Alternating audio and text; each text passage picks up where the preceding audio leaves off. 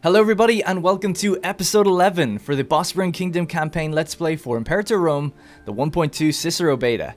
So we left off in the last episode just ending a war with Getia, Moesia, Buridavantia, and a few of the other little city-states that we've managed to take out. We were going for the province of Kroboizoia, I think. You get the idea, right? We don't need to get the pronunciation 100%. You get the idea. This area here we managed to take. However, we then got thrust into a war with Phrygia, the big fat Phryg. And Phrygia hasn't fallen apart in our campaign, clearly. We're 80-ish years into the game, and they are going strong. They've managed to survive their secessions, and we'll take a look at them in a moment. But I wanted to go through how this war came about, because it's something we didn't really explore at the end of the last episode. So Phrygia have declared this war in order to take out Pontus.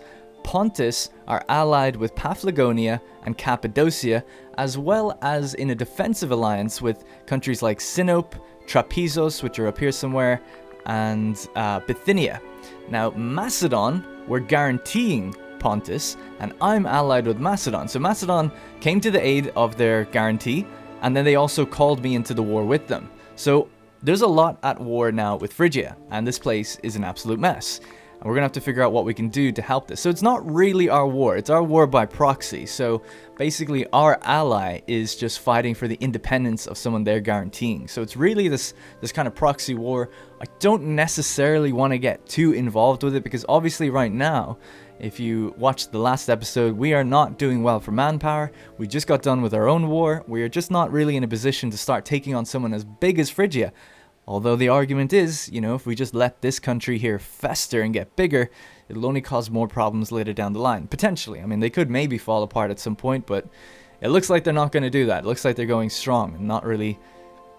There doesn't seem to be any reason that they would fall apart. So this, if we take the perspective of Phrygia itself, we can look at who they're at war with. So they're at war with Bosporan Kingdom, Macedon, and all these little countries in between. And this is the actual war screen right here. Actually, let me just get rid of this first. So yeah, so it's Phrygia and the Nesiotic League, which are essentially the islands down here in the Aegean. So it's just those two against all of us. Bosporan Kingdom, Cappadocia, Trapezos, Paphlagonia, Heraclea, Pontica, Bithynia, Sinope, Pontus, and Macedon. There's a lot of us. However, even all of us together are only just slightly ahead in numbers against Phrygia. And Phrygia still have the bigger navy. Phrygia have a navy of 123 ships here with a level 11 commander. You just want to stay the F away from that, right? That guy is... That navy is something serious that we really have nothing really to deal with. We've got a navy of 37 ships. We started building ours up. Bithynia have 10, and Macedon, I think, somewhere around here have like...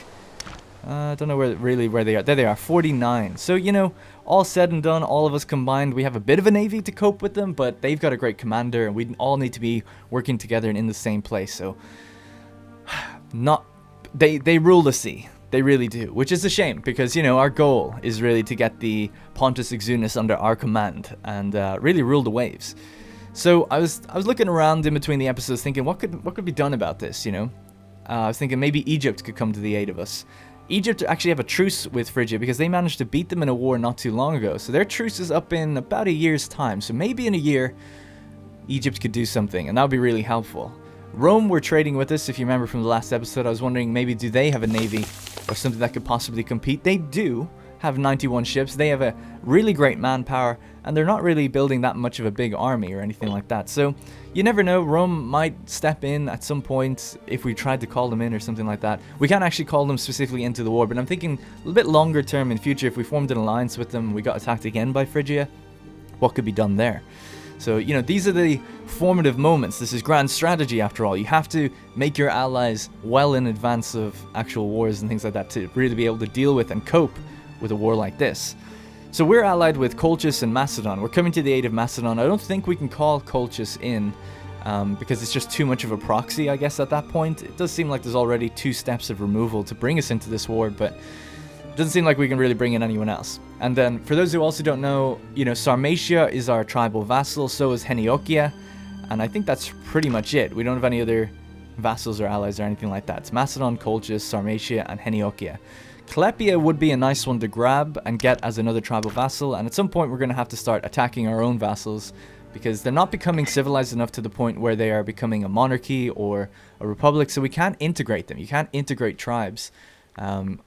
until their civilization level gets to a certain point where they change their own government type. So this is a problem I've always had with tribes in general. It's a bit annoying having them. Sure, they provide a little bit of manpower for us, that's all well and good, but ultimately they're a thorn in your side if you can't integrate them, if you wanted to take that territory, you know.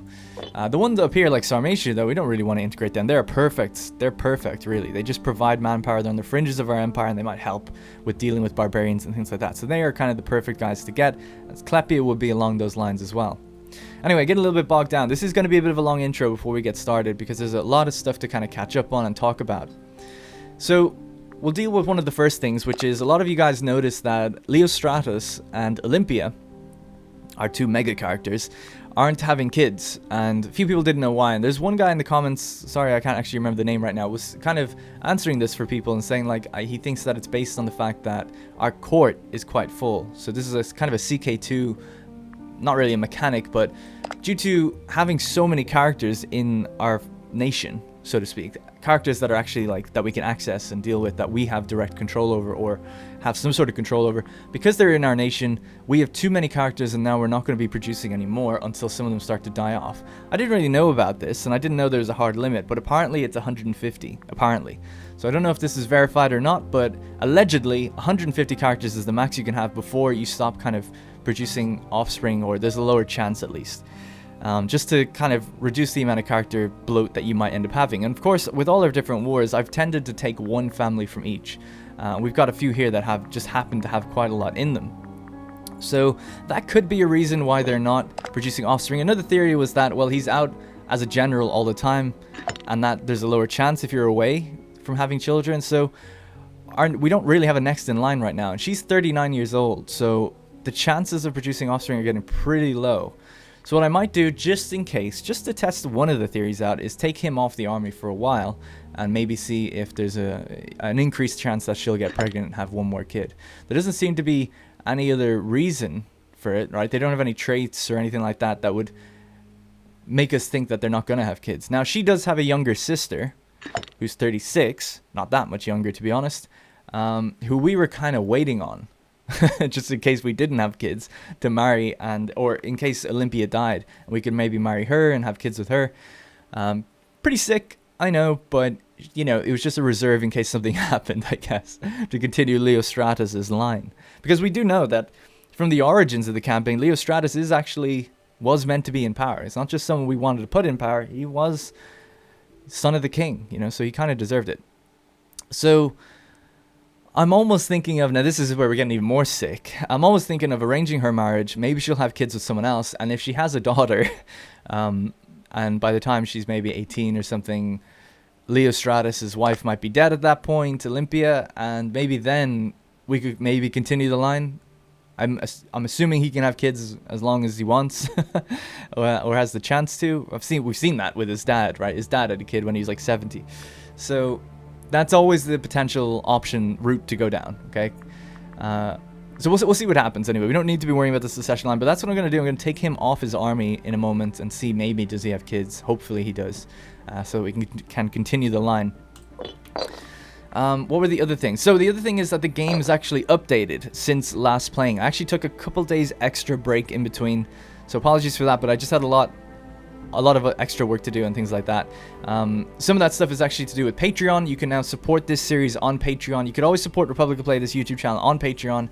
Really appreciate the people that do. It very much helps. Think of it this way. If you give $1 on Patreon, you're essentially giving me about 1,000 views. That's how much this series would make. You know, 1,000 views is roughly equal to $1. These videos are actually quite long, so it might be a little bit less than that, but it's generally roughly around that amount. Now, the reason you might want to support on Patreon is because you can actually vote on what the Let's Play is going to be next month. So each month I'm going to do a Let's Play, and we're not going to spill them over into different months. This one is going to end in September no matter what. This game is going to get the 1.2 update fully released in September, or at least that's what they're saying.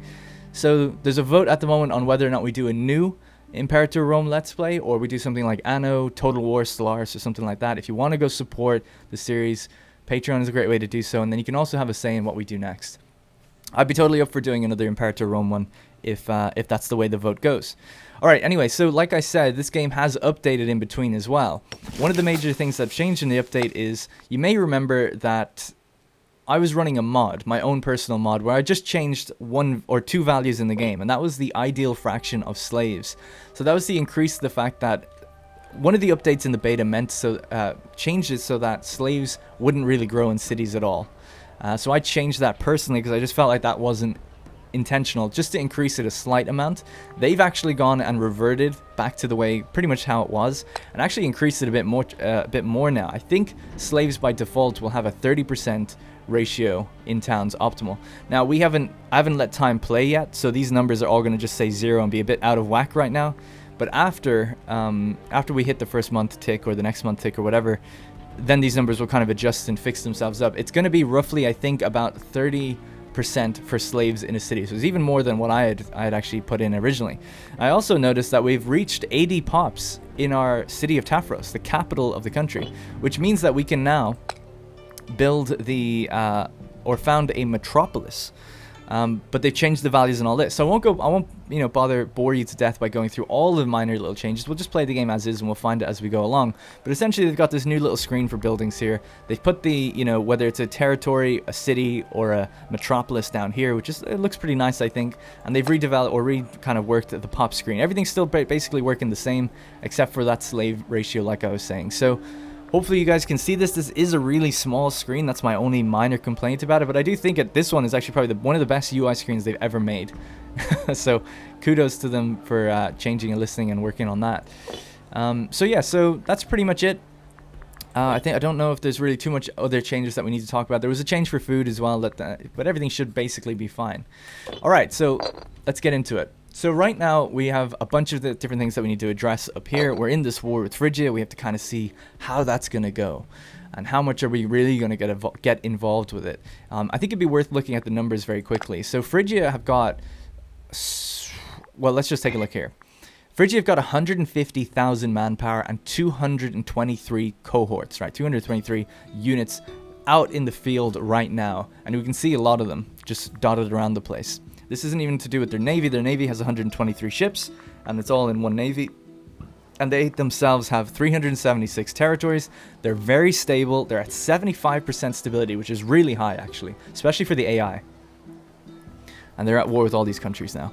So what can be done here? How many of these, for instance, one thing that's always important to look at is, okay, 223 cohorts, but how much of them are actually fully fielded, how much are out in the field? They're only lacking 15,000 men right now that need to get to those armies, so they're essentially fielding 200,000 men out in the field right now in the active war zone, I should say. We're just out in the world, right?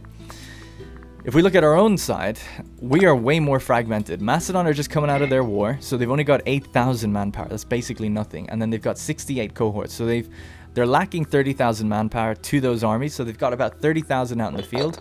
I've got about 30,000 out in the field as well. And from looking around, there's similar numbers out there with the other armies. Now, it's almost even. All of these added up and all of this added up is almost even. We actually have a tiny bit more, but we're fragmented into multiple countries, and we're not necessarily all going to be coming in together. It looks like, Paphlagonia, Heraclea, Pontica, and Pontus are all going to be taking the brunt of the attack up initially, while maybe myself and Macedon try to get there, and Bithynia and things like that.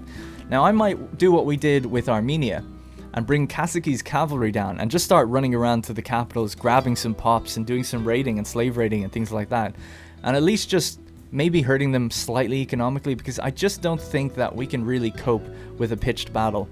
Some people were saying like, oh, well, you should use mercenaries, you can really deal with them. Mercenaries are pretty good. I haven't used mercenaries thus far, and there's a reason for that. Holy crap, I actually didn't realize this guy's a level 14 commander. Wow. He would actually be quite useful to get. The reason I've been staying away from mercenaries is because obviously they cost a bit of money and they cost money to get rid of, but they also drain your own manpower.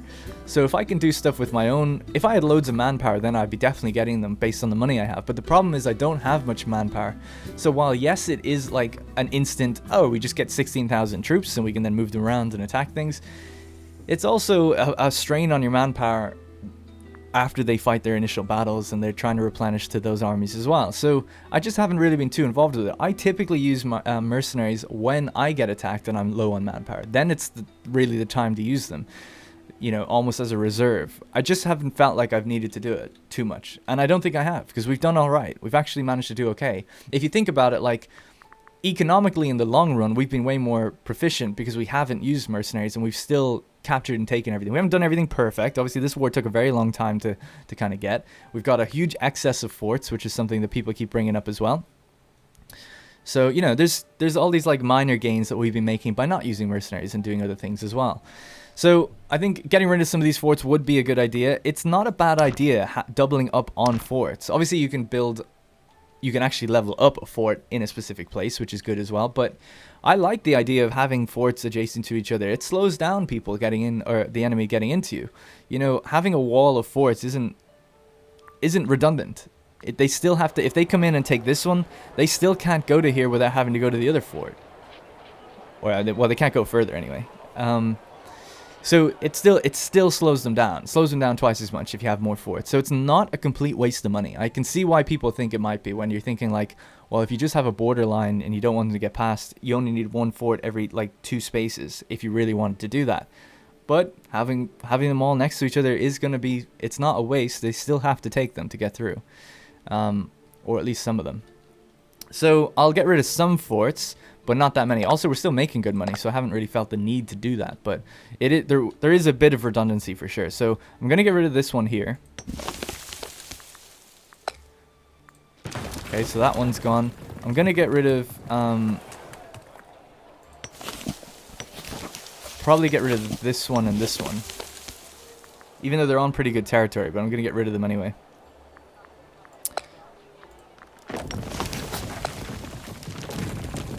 Okay, so now we have a situation like this. So they still can't really get through if we were to get attacked again from Sarassi or something like that. But we are a little bit more vulnerable. You know, I actually don't like that. I liked having them on the rivers and stuff, but whatever, it's fine. Now out here, we have actually quite a few forts still active, and I'm going to keep them this way because I just don't trust the amount of tribal nations here. And if we get attacked, it will slow people down. We have forts on the northern border as well. I'm happy to have that because there are barbarians that come from the north every now and then. And it's nice to slow them down that way. I also had another look at the process of colonization. It's still going to take another little while. We're waiting on, essentially, we've said this a few times now, but we're waiting on assimilation to occur for the culture, right? So we're pretty much done with religion, but we need now the culture to start assimilating. And once we get 50% of the way, then it'll start going really... Well, once we get 50%, then we can actually colonize somewhere else, and it'll go way faster as well. So we'll start really speeding... It'll start speeding up once we just get the one city colonized, if you know what I mean. So it's just a bit of a process because we are a different culture to where we're colonizing in.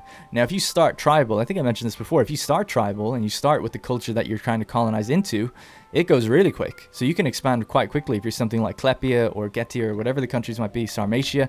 You can kind of colonize really quickly, but colonizing the north as a Greek nation like this takes a long, long time, especially in the new update. Alright, so I know I'm taking a long time, but hopefully you guys don't mind. So let's have a look at what's been going on. So we still have this bad research ratio, which is a bit of a shame. We have an unused trade route in the capital. So speaking of the capital, I said I'm going to probably found a metropolis here. We need 400 gold to do so. So I'm just going to be saving up the gold until we get to that. So yeah, unused trade route. There's not much we can get other than maybe some stone, which would be local fort defense. Don't think it's that important. Although it might be if Phrygia do decide to drop some troops up this way. Could get more vegetables, which will give us a surplus in the capital, which will reduce the cost of moving slaves, which I don't think I plan on doing, but I guess it's good to have this surplus if we can. We have the surplus for everything else. We have the surplus for earthenware and things like that. So let's just do this for now. We'll take it in from Pontus, even though they're under attack. So we have exiled armies. So this army here, Archias's second. Some people... Really, it's only one person actually said as well that you shouldn't name your armies after people. So the way I kind of thought of it is, I'm sure back in the day, you know, we think of it as like the 13th Legion, okay? People called it Caesar's 13th, Caesar's veteran legion. So I kind of see it like that in a way. It's like, you know, Leostratus's, this should be called Leostratus's Olympians or something. So it's not necessarily the name of the army. That's not how I see it. I mean, it kind of is.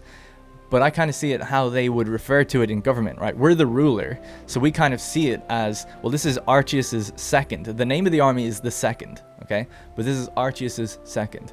So it could have a name after that, second whatever, which I really should come up with some interesting names for these guys based on where they kind of are based or where they attack and things like that and what they accomplish. Like Kasake's cavalry. I mean, I love that name, to be honest, but they should really be like the mounted or whatever, you know? So anyway, that's just addressing that. So we've got an exiled army here. We need to get back to somewhere where we're not taking attrition. There's pretty good supply around some of these southern territories down here.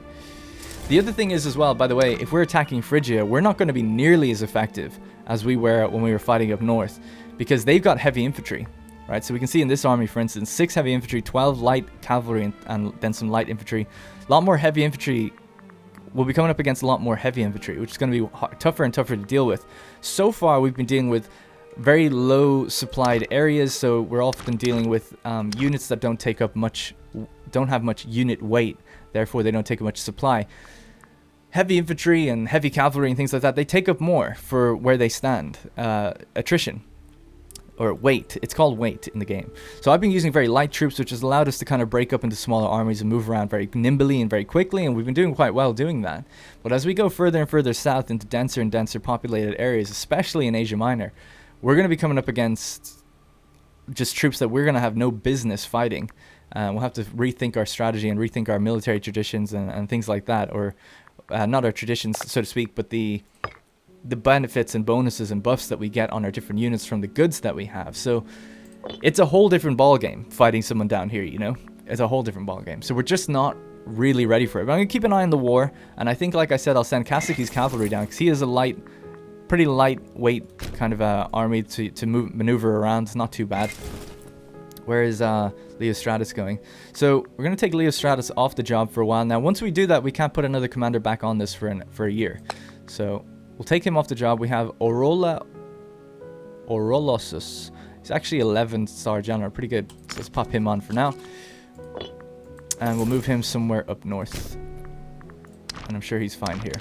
Other people are saying you should need to get more armies. We do. We only have 3, and we're quite big now, so it's really just a manpower game at this point. We're making 524 now each month with this new update. We're starting to make a little bit more than we were before, and with the extra territory we got. So that's pretty good. You know, that means it only takes 2 months to get 1,000.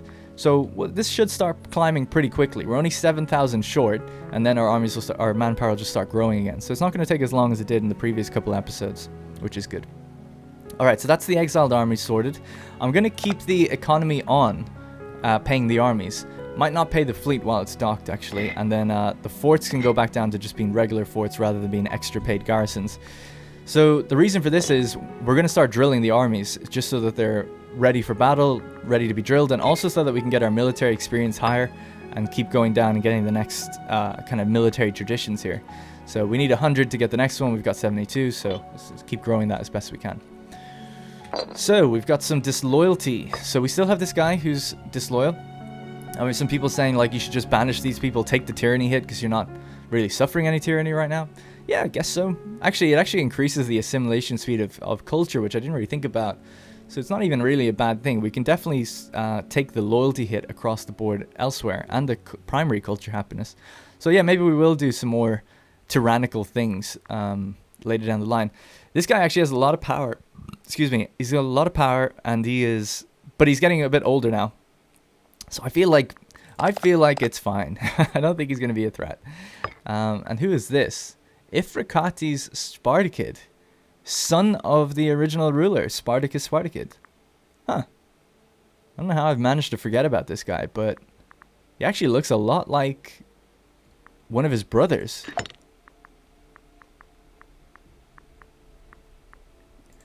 Yeah, so his brother was the ruler for a while, and he actually lost his hair, but when he died, he got it back or whatever in the photo. He looks a lot like this guy when he was bald anyway. So this guy has no power either, so he's not really concerned. So if we look at the power right now, 52 to 297, yeah, we're close to the threshold of where this will be an issue, but I don't think it's going to be an issue. And this guy's not going to get any more power from now, so I kind of think it's okay. I think we're going to be fine. We'll see. We'll keep an eye on him. It's not a good idea to just leave it like this. And the more you bribe, obviously, the more you're paying them, the more kind of powerful they actually become. But I feel like wealth needs to change, although he doesn't have that much. But I feel like he's not getting as much from his wealth as he should be in terms of his power base. But his wealth is going to be increasing because he has 5 holdings and things like that. So we'll see. Like I said, just keep an eye on him. Anything else? I think that's pretty much it. I know I've taken a very long time, but there was just a lot to address at the beginning here. We've got some scorned families, the soil low. Okay, yeah, I think everything is okay. I'm going to get rid of the research ratio. Going to get rid of the disloyal characters thing. No risk of civil war. So we need 25% before we get a civil war. We're at 17%, so that's the power rating. So that's fine. We're way, way lower than that. Yep. Let's get rid of that. Get rid of that. Alright, cool. I think we're ready. Let's let time play and see what happens. So Macedon are probably going to be heading back towards dealing with Phrygia. We've got Kasake's cavalry heading south. Oh, we've got something straight away. Scandal. Scandal is unfortunately part of an average day in the Bosporan court. Ordinarily, we would simply ignore such petty squabbles. However, on this occasion, the esteemed Orestes Zenonid was found in flagrant delesio with his lover Nikareti Kosaka by his spouse Onananthi Rohini. Onananthi Rohini, the spouse, overcome with despair, has appealed to the court to have Orestes Zenonid stripped of his office as punishment for his brazenly public vice. He's the Trophius, which means he is... The Trophius is going to be this guy. He's got good loyalty. He's pretty high up. We kind of want to keep him where he is. Although he's not actually... No, sorry. He's not the aggressive expansion guy, so it's not as important. We could just say, look, this is none of our business. Who cares? She actually has 10 finesse. Wow. He'll lose his position in government, or she will lose loyalty. She's down to 60 already. We lose a little bit of popularity. I'm okay with that. It's none of my business. Look, handle it yourselves. Alright, we're going to speed up time now again a little bit. We've got barbarians to the northeast. It's tempting to go for something like Seracia or Heniokia as well at some point. We'll have to do some claim fabrications. Yeah, at some point as well. I'm saving my money, like I said, to turn this into a metropolis. I actually don't know the effects of having a metropolis, so I'm eager to see what happens there. Oh, crap. I just realized... She has such terrible finesse. She is an awful, awful governor, and you can't do anything about that. It's such a shame. You know, it'd be great. Hey, Paradox. You know, it'd be great. We have co-rulers, so it'd be really cool if you could at least just change your governor of your capital region just between the two rulers. Wouldn't that be great, everybody? Doesn't everybody agree with me on that one? I think everybody does. So yeah, that would actually be pretty cool. So that way, if you have a particularly ill or sick ruler or something like that when they're on their deathbed, you know, things aren't so bad. You're not so hamstrung. Because she's going to be a bad governor there for a long time. So they want to take some earthenware from the province of Krobizia. Who is this? Bastia or Skordisica? I'm going to go with Skordisica, actually.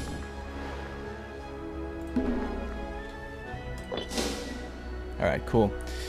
We're actually in war. I'm not playing the war music right now because we're not necessarily involved in the battles, but maybe when Kasake's cavalry gets down south, then we will.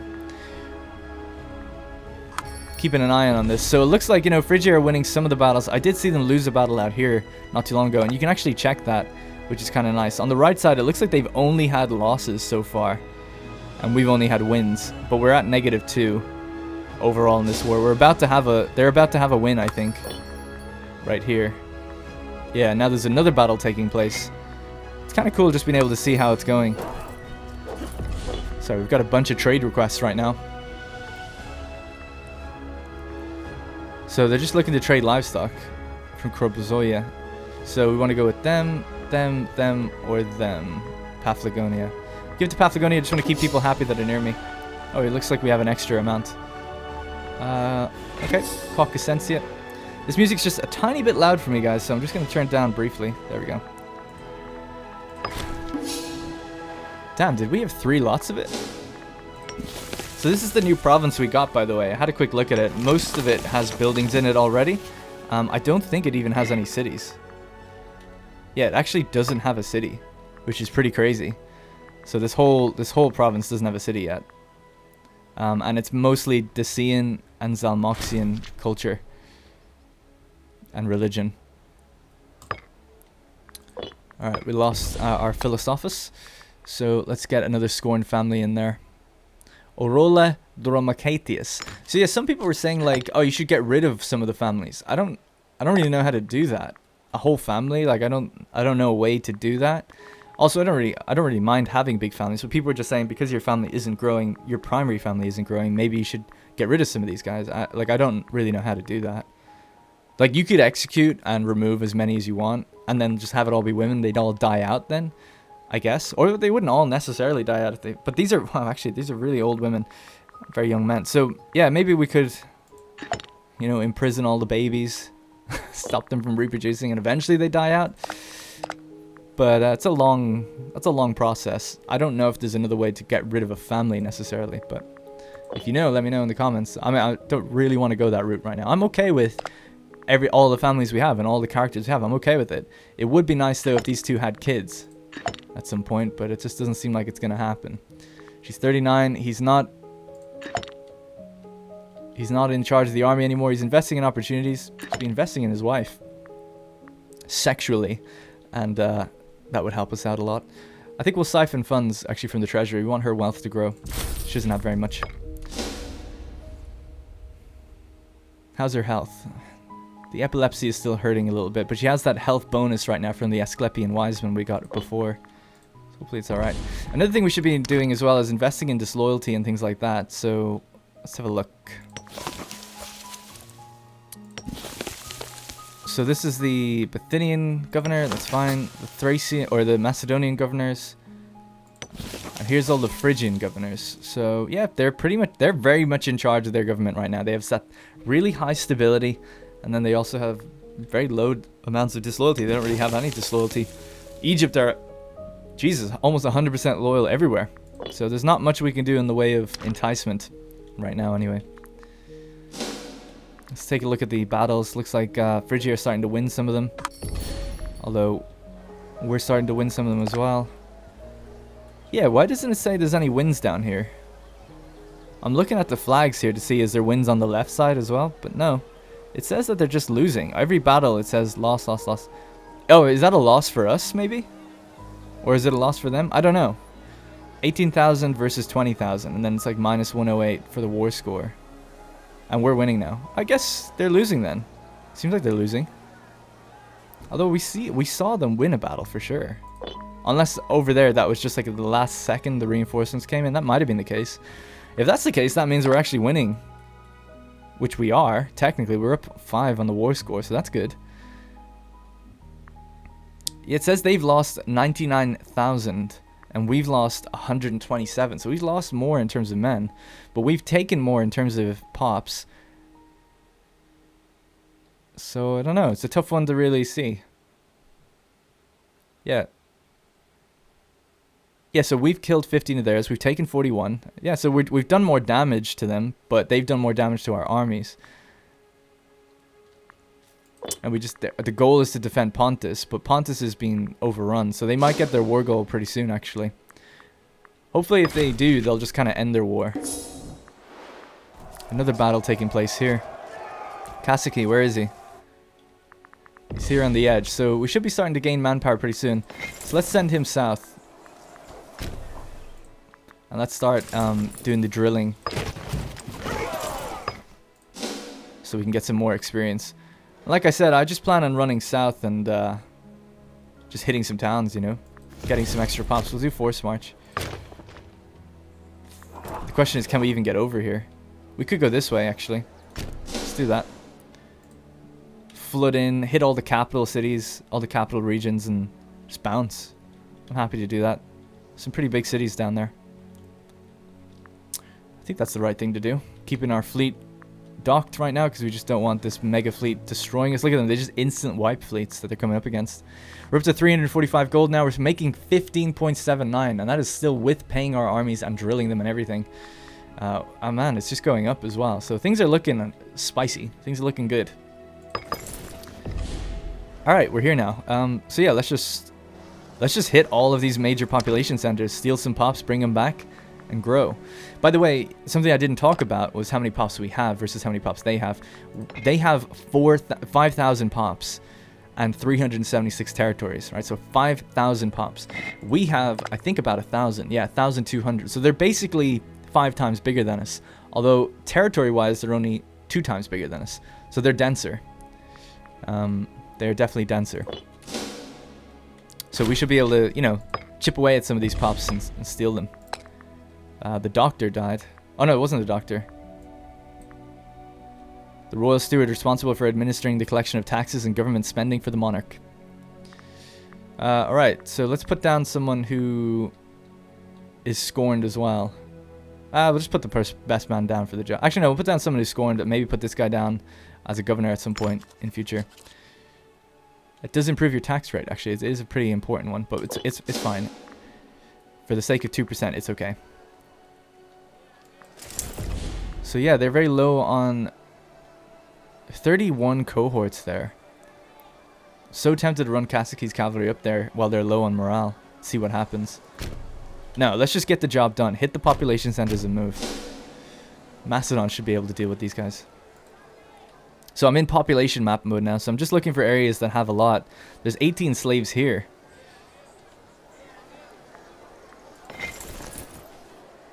Yeah, so we just take money as soon as we're there, and then we take pops. Look at them. 3 to Tafros, 2 to Tafros, and 1 to Odessus, and 3... Dude, we just took like... I can't even really work that out because the UI is just awful, but we just took like 6 or 7 pops from this place, I think. Tafros just got a bunch. We were at 80 in Tafros. How many did we just get? We're up to 88. We just blitzed it. Wow. All right. Well, what I need to build then an aqueduct for population capacity, and then we'll start. This takes 2 years. The population metropolis takes 2 years, and your output goes down 100% for those 2 years. It costs 400 to do. I guess we'll leave it. We'll just deal with it. I just don't want these pops dying off, because once you're over your limit, I don't think they grow and they actually start dying. So that's my fear. Yeah, that's my fear. So I'm gonna build this first. I think it's important to accommodate the capacity, and then we'll make it a metropolis. So we're just gonna hammer on the aqueducts for now. It's a weird building. Aqueducts is the one that makes you have more pop capacity. Okay, a lot of people are actually dying in my families. So what do we have now? So we've taken 2 of these areas. Alright, where's the next one? This one has a pretty good amount as well. Then we'll head down to Ephesus. Phrygia aren't really chasing me or anything right now, which is good. Looks like a big pitched battle is going to happen up here. Maybe we could come help them. Plot, Whispers in the Dark, Olympia. So, the greatest threat to any nation comes not from without, but from within. The constant infighting between those who would name themselves heir can consume countless resources and lives. Our spies at the court are certain that Theophrastus Spartacus, a man who has made no secret of his ambitions for the throne, is plotting to ensure his future by doing away with the competition. Uh-oh. Someone is looking to kill our queen. She's not pregnant. Theostratus. Where does he come from? He's also another son. Man, this guy was just so busy, wasn't he? He had so many children. Alright, nonsense. We should put more faith in our subjects or pay to have him closely observed. His loyalty is 87. He's pretty loyal, but he is jealous and cruel and narrow-minded. So, you know.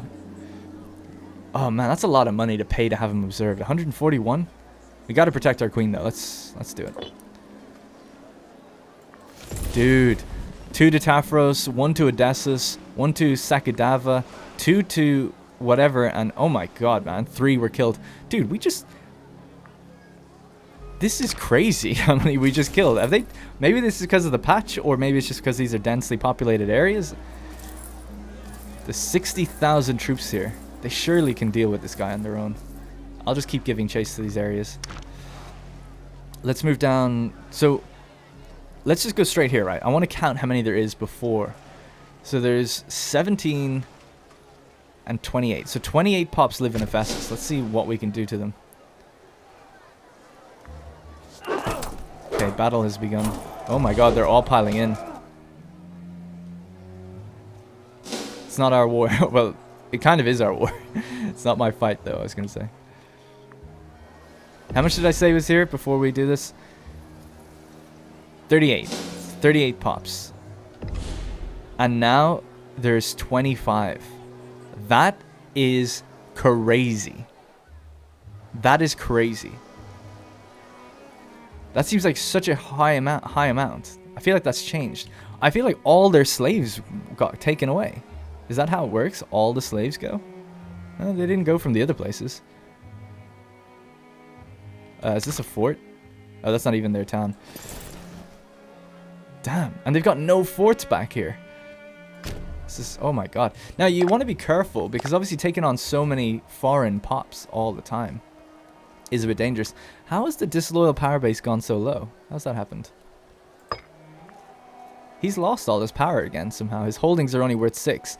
I still don't know what's happening there. We didn't do anything to make that change. His holdings were once worth 50. At the beginning of this Let's Play today, this part, they were worth 50, and now they're not anymore. They're only worth 6. There's something really weird going on with that. He's like real powerful, and then he isn't. A plot, meeting of minds. Sorry, that was quite loud. Theophrastus Spartacid has been spending increasing quantities of time with another petty claimant to our throne, Andronicus Spartacid. I think that's actually his brother. It is. These two are natural enemies, though brothers, so it might be wise to be particularly careful with this developing situation. Thanks to our discreet surveillance of the conspirators, we were able to determine that they were having an animated discussion about Aethulia Spartacid, our beloved heir. So that is our younger sister. Olympia's younger sister. I love that. I don't even need to look them up anymore. I'm starting to really remember them. So troubling. Perhaps we can convince Andronicus not to get involved. So... we lose some money, he gains some money. We basically pay him off, and Andronicus will be no longer involved. Or we could warn Euthalia at once. Let's just pay him to not be involved. We're spending all our money here, but I feel like we're going to be gaining a lot of money because we're just wrecking towns right now. So it's okay. How did they do in this battle, by the way? It looks like they managed to just about... Oh man, it's rough. Good battle, though. We're taking more losses, now they are. It seems like it's a bit of a nice back and forth. Our searcher is now needed for oratory. So, Vezines Dromacatius. If I just say it with a heavy enough accent, it's almost like I can pronounce it. Request trade route. An envoy from the... Blah, blah, blah. Heniokia wants salt. Absolutely. So let's check on Tafros now. We're at 94 pops. It's getting ridiculous. We need to almost start dispersing the slaves, right? And we have the vegetables to do so. This game is weird. So yeah, let's start spreading them out because it's getting kind of crazy. So let's move them to... Olbia has 6, 7, 8. And we don't have a surplus of wild game. So yeah, let's start moving them to these places then. Karkeen. Because Karkeen will actually give us the wild game thing. Oh shit, I'm doing it the wrong way around. Whoops. Move pops here. So we want to move pops to Karkeen from Tafros. So Tafros. And if they're Hellenic, I guess that's fine.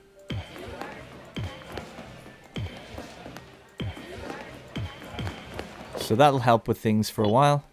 We still don't actually have the benefit. How many do we need? Every 15 slaves. So we need 2 more. Wow, this place is just like 15 slaves, 2 normal pops. All right.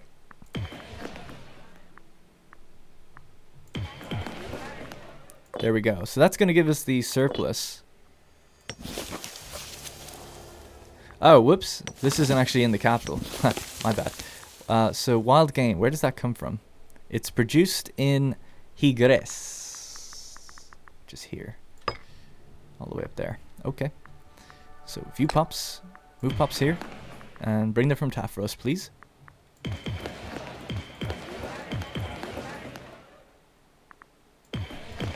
And there we go. So we got the surplus.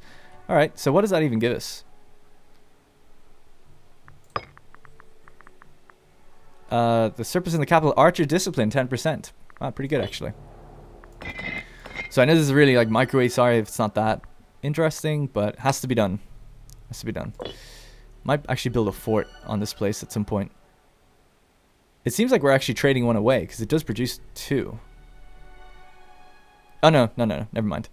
Okay, cool. So how many are we down to now? We're back down to 79 out of 87. So we sorted that out a little bit. So now all the new pops that we're going to bring in here won't be so devastating. But that's the way you that's a really good way of, that's a good example of what you should do when you start getting overpopulated. Don't just sit there and leave it. Obviously spread them out where you can, maybe even put on decentralization to kind of over time spread them out. But that way, that we're, you know, with the new changes to the pop screen, we're not just going to be immediately then trying to reach that ratio and just converting everyone. By the way, the ratios have updated now, so we can see that. It's really nice. You can actually see, like, the citizens are growing, their ratio has room for growth. The freemen are actually decreasing. The tribesmen are decreasing because they've no optimal ratio, and then there's the slaves, which are actually increasing. So yeah, it's kind of good that you can see that stuff now a bit more clearly. I like that. Right, let's start hitting more towns. You know what? I'm going to put on the war music, seeing as we are basically at war, right? Well, we are at war. So let's start running around some of these towns a bit more. I'm going to hit the next biggest population center, which is probably down here. Kasake's cavalry, man. How many... That guy should be, like, mega rich. The wretch Andronicus Spartacus, during his deep discussion with Theophratus, so these two, when they're having a discussion, must have arranged a deceitful ploy. While Theophrastus Spartacus arranged to meet with Euthalia on a seemingly unrelated matter, Andronicus has hired thugs to attempt to ransack the home of Euthalia. Unfortunately, since we had no idea that the two conspirators were targeting this attack, a sizable quantity of wealth was stolen and no proof was found. That's weird, because we did say we paid him off to get him out, and it said he would not be part of the plot anymore. Didn't we pay him off? We paid him off. Anyway, she's going to lose some of her money, so they basically ransacked. That's their sister, by the way. I think, right? That's their sister? It's hard for me to remember exactly. Hang on. Oh, no. That's their niece. That's their niece. Yeah, so their brother's daughter is Olympia. So these two are their nieces. Yeah. Alright, well. Kasake's doing his thing, and we're gaining manpower in our other armies. They're all drilling. We're gaining the extra experience. But from this thing, is he gaining the wealth to himself when we see that wealth tick up? I think he might be. Oh my days, he just got a bunch of wealth. He just got like 100 from that. And we just ransacked a bunch more pops. Let's just keep going. This is awesome. Although we're going to be taking on so many pops that aren't our culture. Oh, we got barbarians of north, but look at them sitting on a fort not knowing what to do. And that's why we have forts on the north. We could send this guy up here to deal with that. They want wild game from Olbia.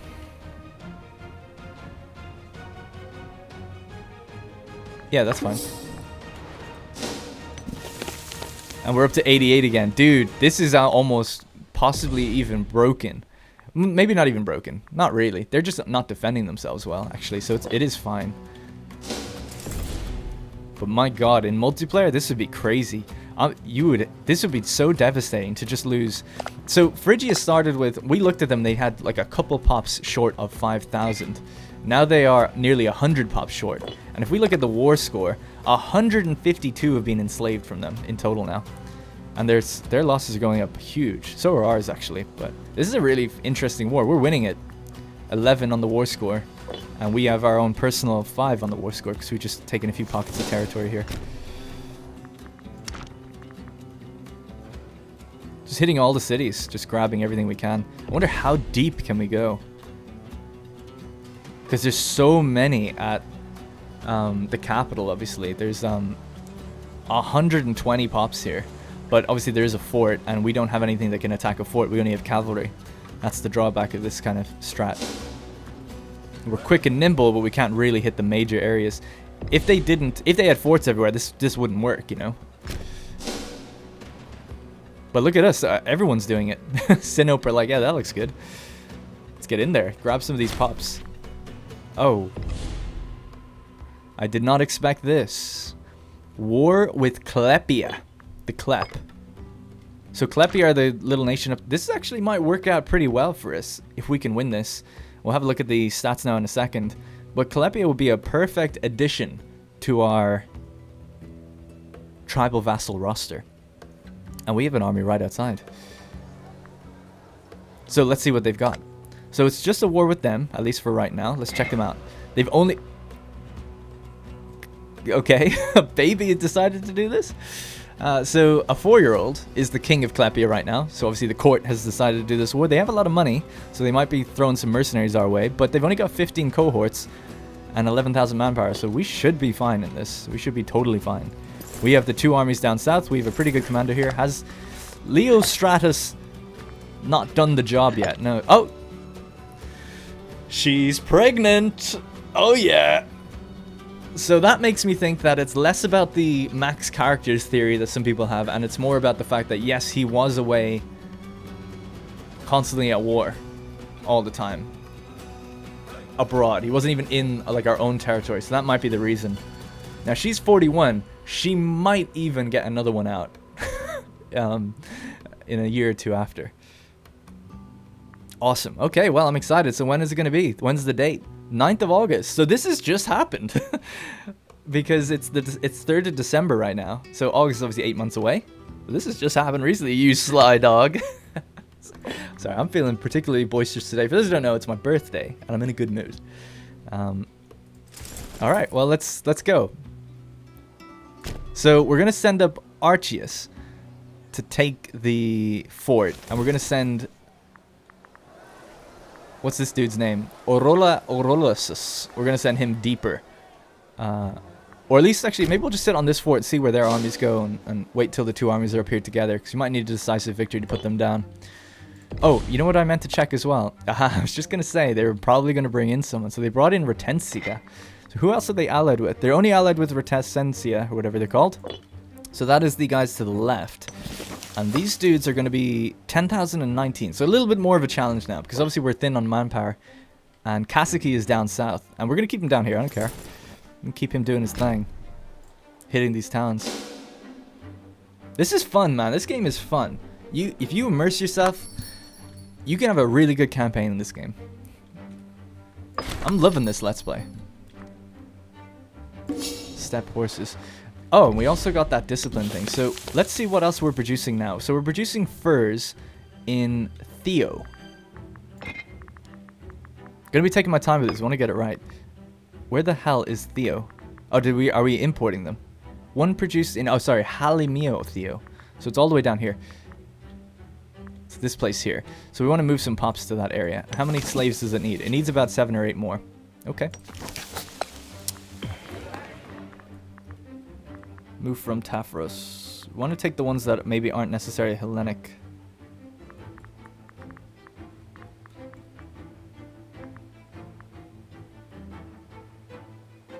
I was just looking here, like, they are Hellenic. A lot of them, even the ones that were taken from Phrygia, seem to be Hellenic. A lot of them, anyway.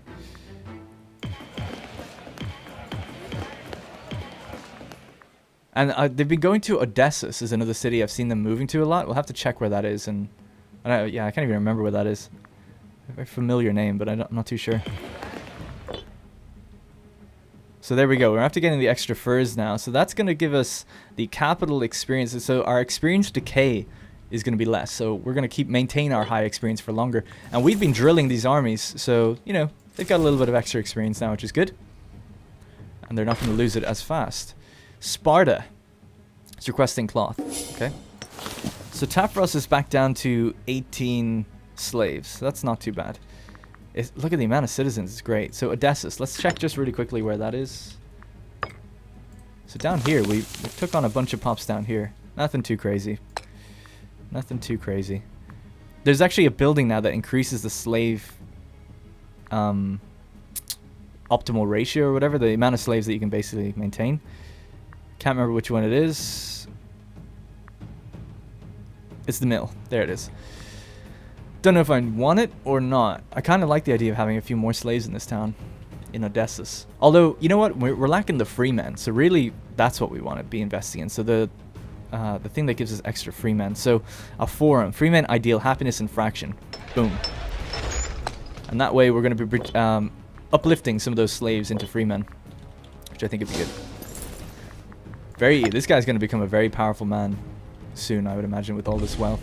I feel like this power-based thing is just not really working right, the way we're seeing it fluctuate with that other guy, because he's got 700 gold now. That's a lot for one man. And the most I've ever seen on one person is 1,000 or 2,000 max. And he's got 700, and it's only contributing 0.05. Like, he's I mean, he's got more than the treasury, you know? So he should be definitely way more powerful, I think. And, you know, a bit more of a threat to deal with in terms of his loyalty because of that power.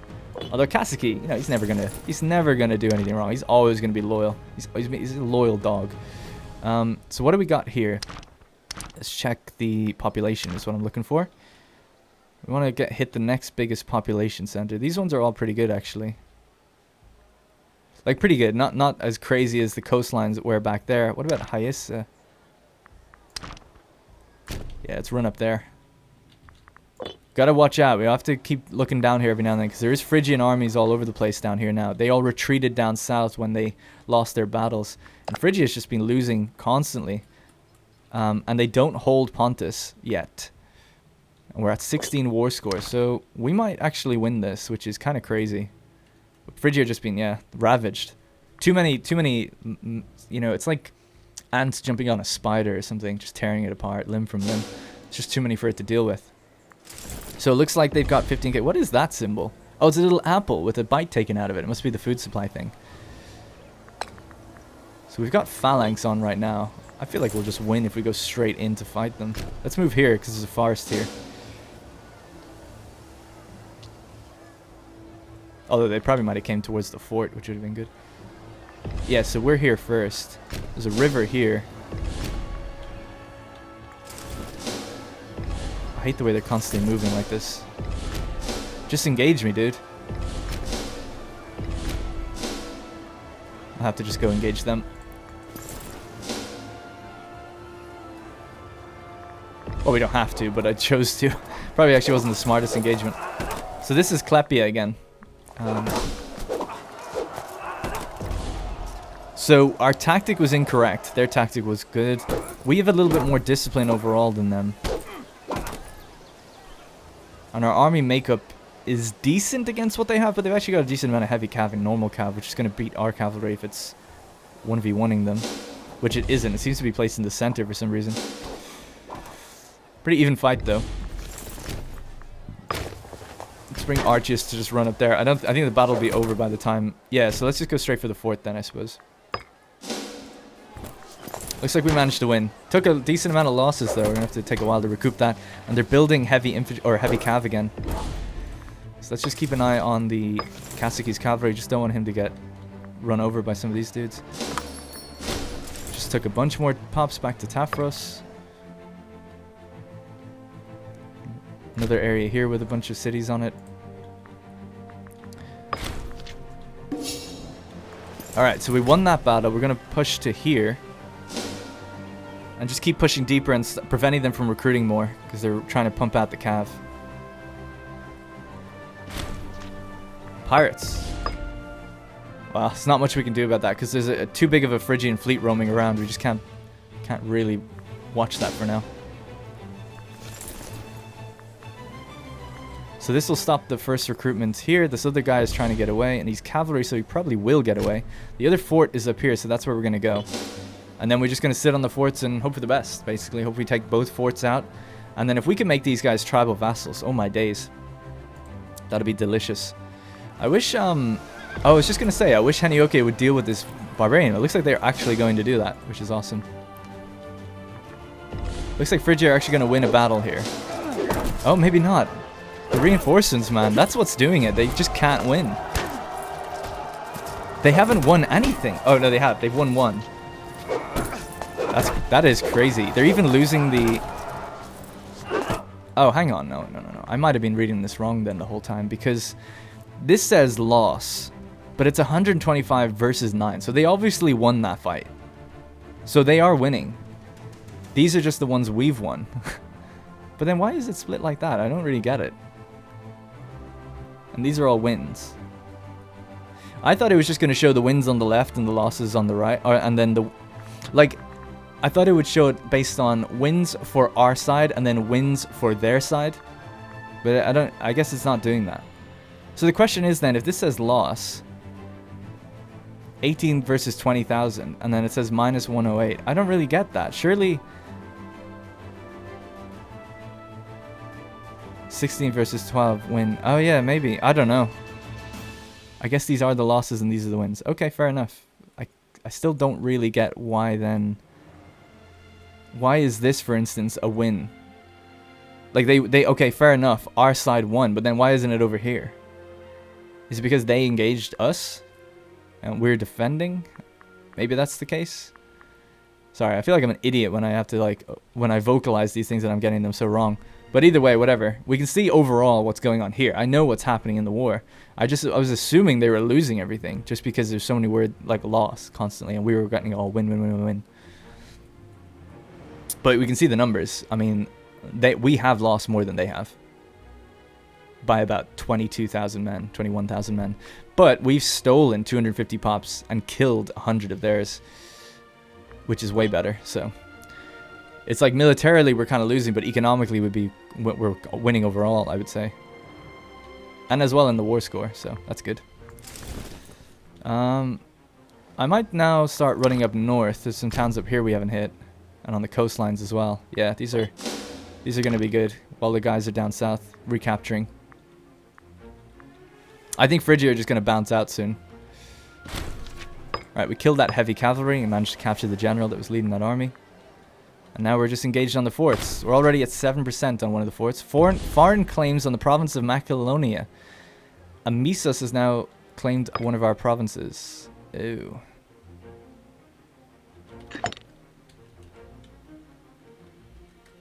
Who the hell is Amisos? Is it this guy? I didn't catch the spell. There they are. Amisos. I was going to say I didn't catch the spelling of it, so I wasn't sure. So we might have another war on our hands. We need someone down there to defend that. Although Colchis will probably join us on that one. A child is born. Hey! A son has been born to Olympia, the first Spartacid, and Leostratus, of course. Philippus. Named after, of course, Olympia's father.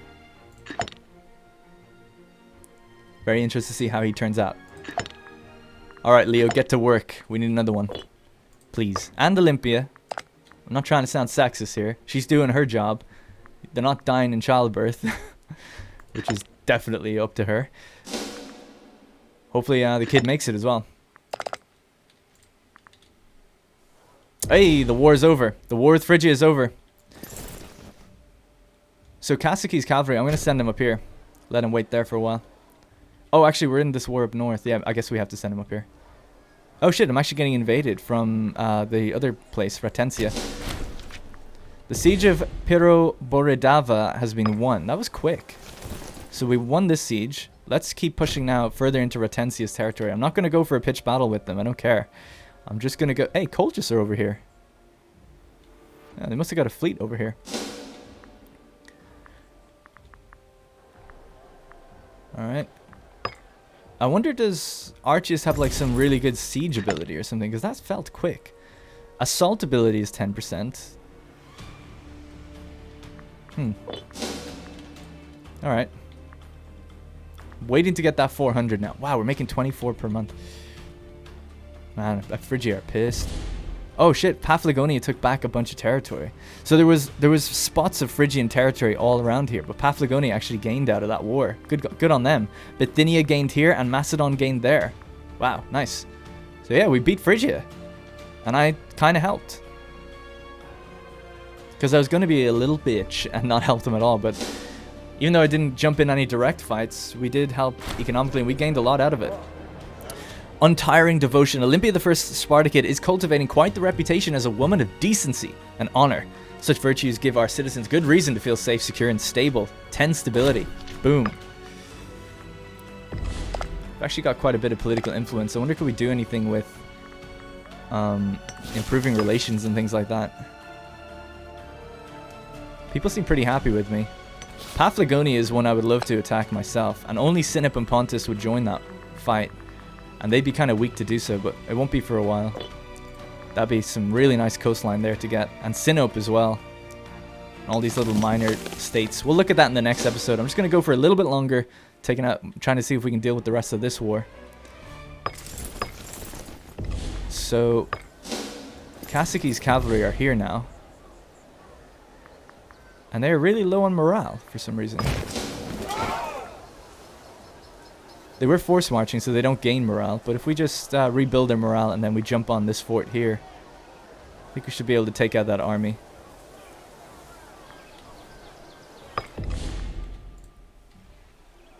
18,000 men there. We've pushed to the capital, so we're doing alright. That fort is almost done. So yeah, let's just get kind of close to this, just in case they jump on me. We want to be able to help the Wrath of Olympia. Come on. She's 42. She's still young. She's beautiful. Come on, Leo. And how unwell is she? She's fine. She's managed to hold on despite her illnesses, despite all the things that's been thrown her way. She is a really great ruler. And so is he. What a power couple. Oh, shit. Alright, we've got a battle here. I don't know if we're going to win this or not. It's a tough one. So his extra command is kind of being negated by the terrain, the fact they're defending fort. This guy... Those are some thick lips. Those are some big, beautiful BJ lips. We are winning the fight. Oh, no, we're not. We really aren't. No! Alright, force march for your life to get over there. It's 1-2. It's only 2 away. Just hold on. Hold on. Oh, I don't think he's going to be able to hold on. Maybe. Just maybe. When are you going to get there? 6th of April? Oh, it's way too long, dude.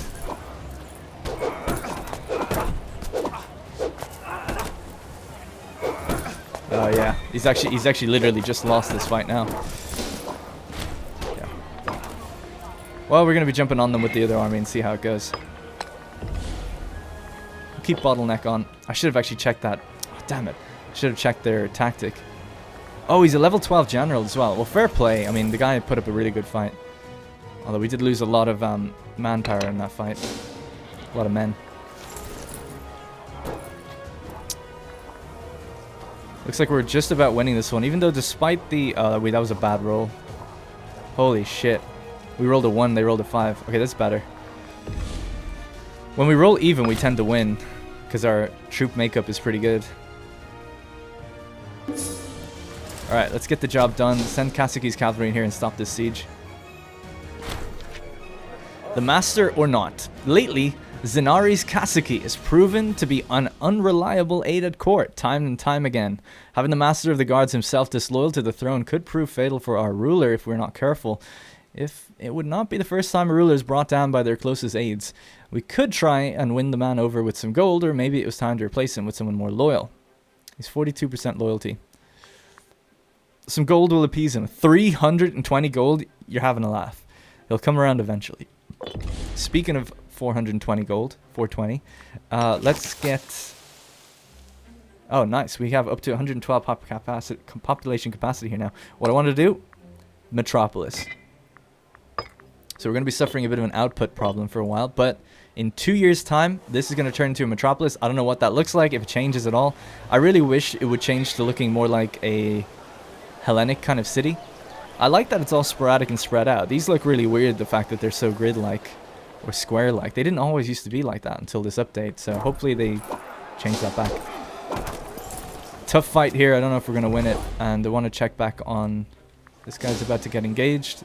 Kasake always wins his fights. Absolute murder.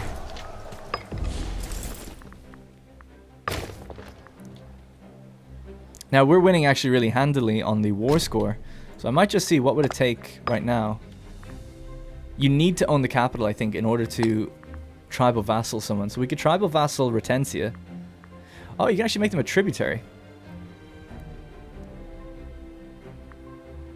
One of them gives you manpower, the other gives you some money. But the tribal vassal actually increases their civilization value, which is really what we want to do, because they're not Greek, right? They're tribes. You want to, yeah. You want to civilize those tribes if you can. Damn. Looks like Archis is going to lose this fight as well. Just barely, though. The battle is really weird. So I don't know if people know how this screen kind of works. But right now, these two are the only two that are engaging each other. And the layout of this army is so weird. Like, he's got some light infantry really far out in the wings. So as these two fight each other, if no one can find a match to fight someone against, they'll shift down. And our... Oh, we've got heavy cavalry in this army. Interesting. Our heavy cavalry is going to come up against some heavy infantry. Which I think ours does well against heavy infantry. Oh no, it doesn't. It does bad. Probably going to lose that fight then. I'm not going to give up on it though. We'll just let them play it out. I'm rushing the cavalry north though now. And we've got some allies filtering in now as well. The Olympic Games, who we're going to send? Andromenes or Mukapor? This guy doesn't have a job, so we'll send him. Yeah, we've lost that fight. Alright, we might as well pull away from it now. There's really no point other than just taking some losses. So we'll just fall back to here. Damn, 2 defeats against Clapea, although we beat the other guys pretty easily. And once you just hold their capital, that's it. This is the only place left. This is the capital city. So if we just occupy the capital, we have them. And it looks like Colchis are coming in now. Let's help them out. Bring our cavalry in right behind them.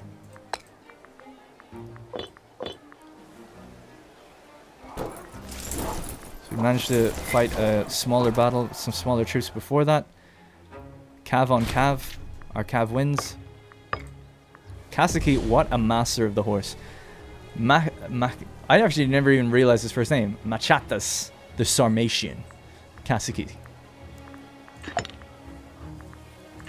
He's got a daughter.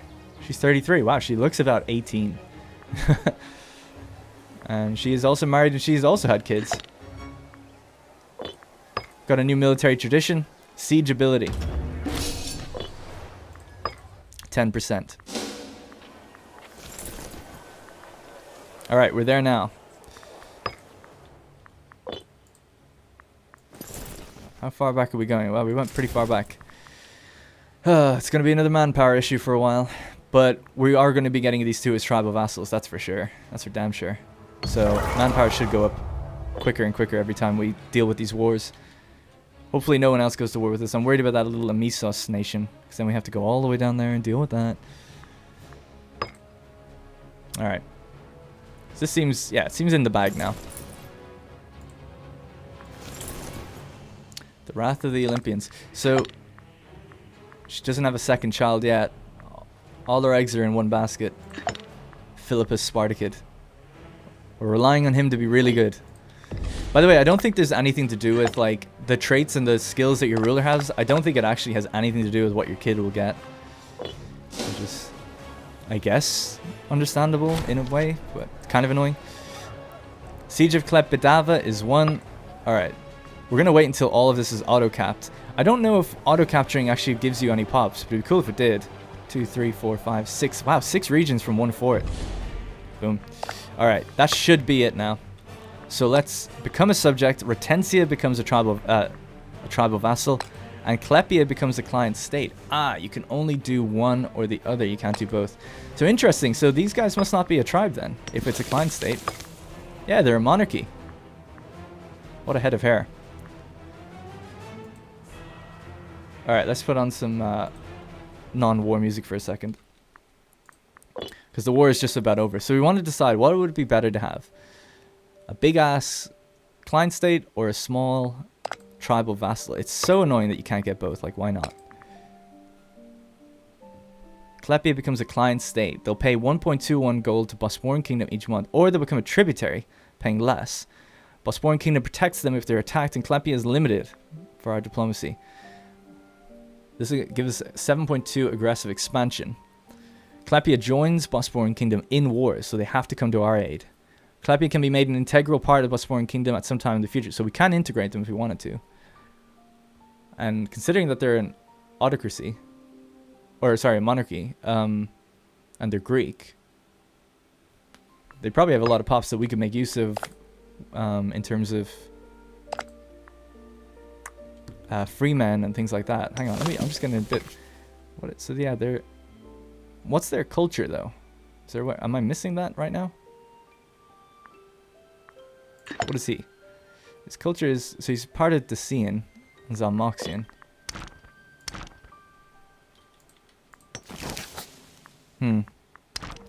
Yeah, so I don't really want a full integration then, because it would be a bunch of pops we can't really make too much use of. So I think I will just client state them then.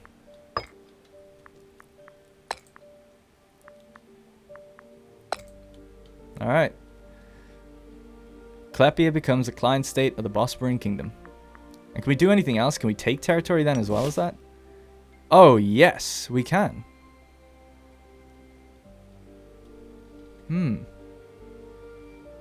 I didn't think you could do that. That's really nice that you can do that. It's a shame you can't just get both. But Clapea becomes client state and Retention Zargidava to the Bosporan Kingdom. So I don't want the territory though, to be honest. It's just going to come with headaches. We have all our provinces solidified. So sorry, just let me check here again. I just want to make sure we're doing this okay. This is the regions. This is the provinces. So our provinces right now are actually pretty intact, except for these two. So we could do with having Kone and Rakan if we wanted to get the entire province of Sarmatia. Europea. Or Sarmatia, yeah, just Sarmatia. This one is its own thing. This one is its own thing. So, yeah, we'll just keep them as a client state for now, I think. What else could we get, though? What if we were just to take things? Taking things, we could go like this, this, and this. So we could actually just grab it all and try to deal with it. It's tempting to do that, man, for the manpower. It's really all that I care about is just getting those free men and manpower. And we will convert them and change them over time. How much war score is that going to be? Or aggressive expansion? 19? It's kind of a lot. Oh, I wish I could ask you guys so I could know what you'd want me to do. It's tempting to absorb them just like that then. Oh, yeah. You know what we could do, actually? We could absorb them and then release them as vassals. Crystal Leon said that. That's, I think, what I'm going to do. Well, before I do that, let me just have a look at that screen then. See, what is it like to release vassals? Bosporan Kingdom needs to be at peace to release a subject, and they become a client state. I think we have found our middle ground, boys. We'll get our little bits of territory, and then we can, on the fringes, release client states. I think that is the ideal way to do it. We'll take the aggressive expansion hit, though, which isn't going to be good, but I think this is the optimal way to do it. Or at least for me, for what I want right now. So yeah, let's do that. We're going to become a major power. So our alliance with Macedon and Colchis will change doing this. Interesting trade-offs all the time. But I think as we release the things back down, we might not be. Oh no, because we're at the threshold of 100 either way. So we're going to be now guaranteeing Macedon and guaranteeing Colchis, which is quite different. And we're going to be looking for allies elsewhere that are bigger. Maybe Egypt or Rome or something.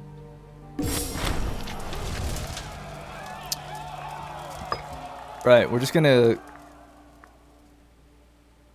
banish those of class.